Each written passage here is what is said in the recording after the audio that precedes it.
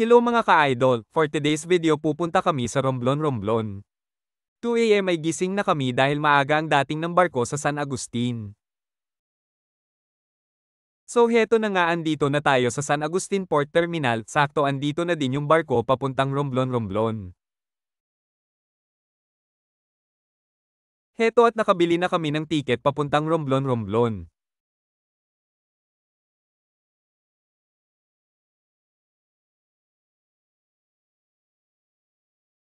Ito yung barko na sasakyan namin papuntang Romblon, Montenegro Maria Lolita.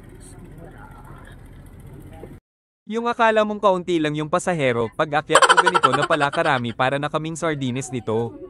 Halos wala nang maupuan yung ibang pasahero. Baka naman Montenegro dagdagan nyo naman yung upuan, sayang ang bayad namin, nakatayo lang kami. Shoutout sa mga nakahiga na wala naman kasama para masolo ang upuan.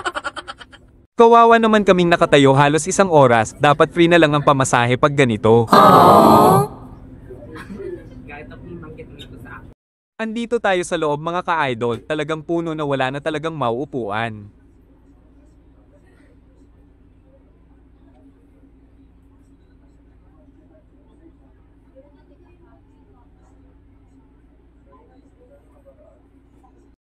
So heto na nga mga ka-idol, umaga na at malapit na tayo dumaong sa Romblon Port Terminal.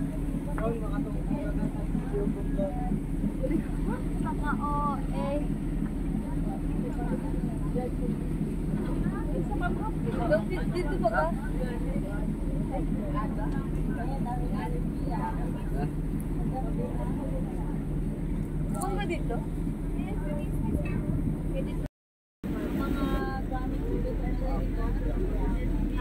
Andito na tayo mga ka-idol, excited na akong pumunta doon sa umiilaw. Pababain muna natin yung mga nagmamadali ng bumaba. Tips para iwas siksikan at disgrasya: huwag makipagsabayan. Kung di ka naman nagmamadali, maaari naman mag-antay muna. Kapag hindi na masyadong siksikan, pwede ka nang bumaba.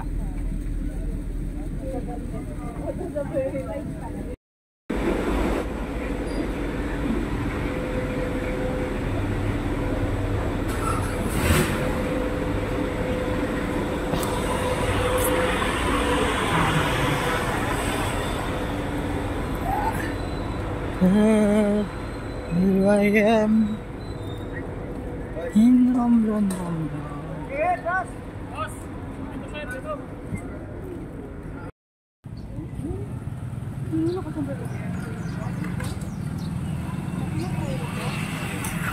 Salamat sa pakikinig at sa pagnood ng aking video.